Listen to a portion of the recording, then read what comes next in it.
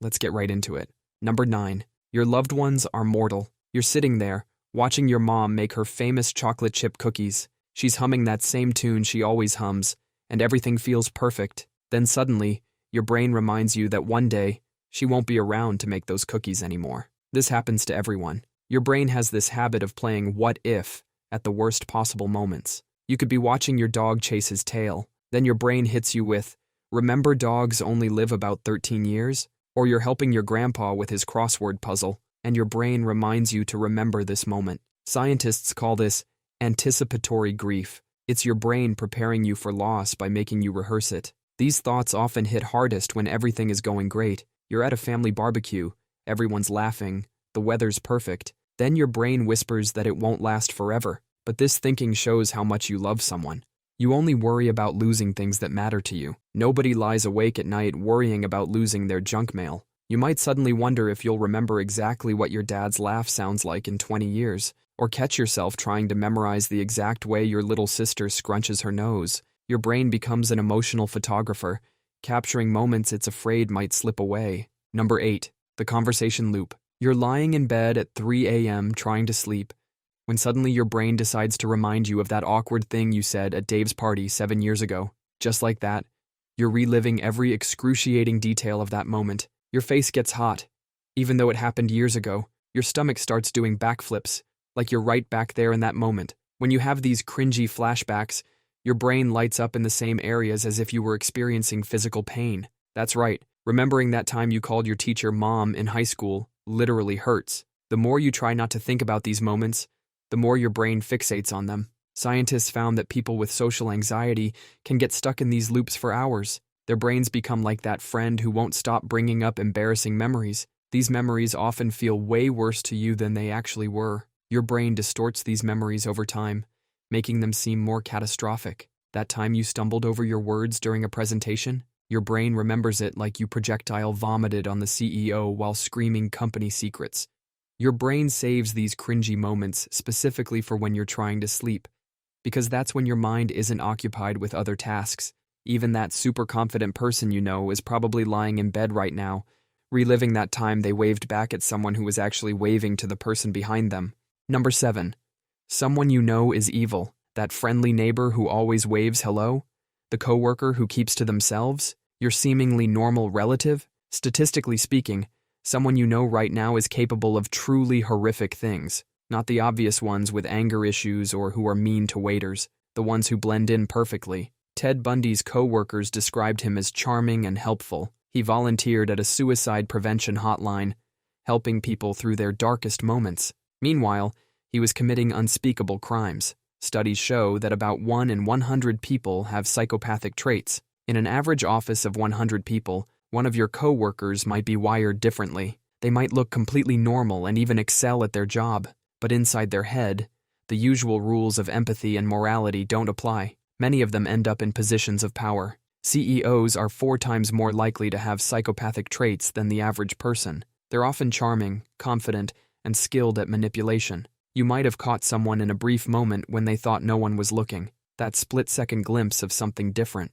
like a shark's fin in seemingly calm waters. That gut feeling you get about someone, that inexplicable sense that something's not quite right, that might be your brain picking up on subtle cues your conscious mind wants to ignore. Someone near you right now might be wearing a very convincing mask, and they're counting on you not looking too closely. Number 6. The elevator plummet fantasy. You're in an elevator, scrolling through your phone, when suddenly the cables snap, the elevator starts falling, and your brain tells you to jump right before it hits the ground. This thought is so common that scientists actually studied it, but it wouldn't work. In a falling elevator, you and the elevator are both falling at the same speed. It's like being in a car. When the car moves at 60 miles per hour, you're also moving at 60 miles per hour.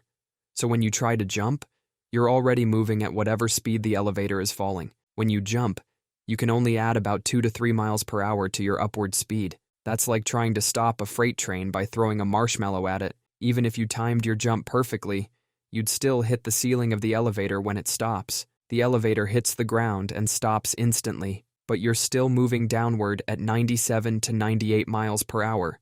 So instead of one impact, you get 2. First with the ceiling, then with the floor when you bounce back down. Your brain came up with this solution because it refuses to accept that some situations are just completely hopeless. It's like when you're falling in a dream and your brain makes you twitch in real life. Your mind is desperately trying to find a way out, even if that way makes absolutely no sense. The actual best move in a falling elevator is to lie flat on your back. This spreads out the force of impact across your whole body instead of concentrating it in one spot.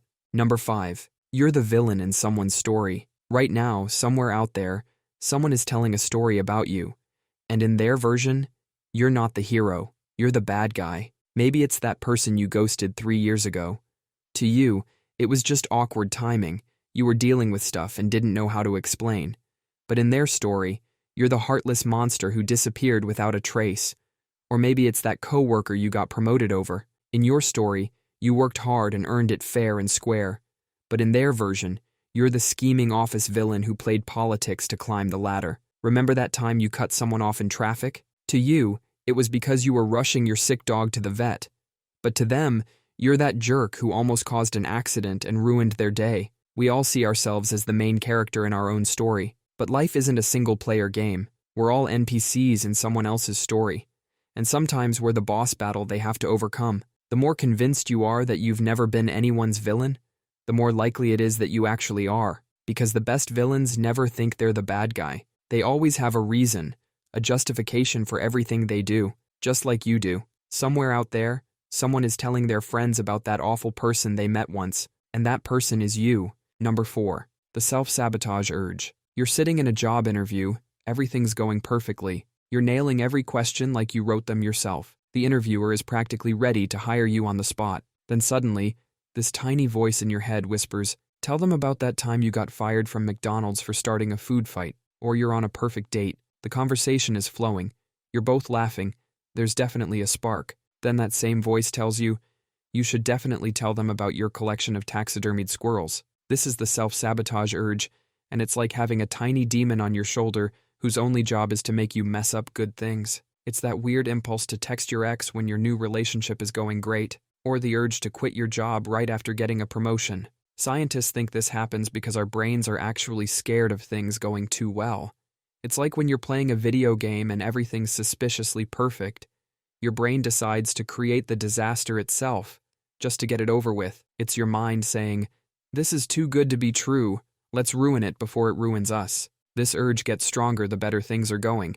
It's like your brain has a happiness quota, and when you exceed it, it starts plotting your downfall. Sometimes it's about control. If you're going to mess something up, at least you get to choose how and when it happens. It's like setting your house on fire because you're worried about a future earthquake. Number 3. The 5-minute-old universe. What if everything, your childhood, your first kiss, that embarrassing moment in high school, happened just 5 minutes ago? How do you know the universe wasn't created 5 minutes ago, with all your memories pre-installed like apps on a new phone? Every photo in your gallery, every scar on your body, every history book, all of it could have been created 5 minutes ago. There's absolutely no way to prove this isn't true. Every piece of evidence you could use to disprove it, carbon dating, historical documents, your birth certificate, would have been created along with everything else 5 minutes ago. Even this video you're watching right now was created 5 minutes ago, along with your memory of clicking on it. Scientists call this an unfalsifiable theory, which means it's impossible to prove wrong.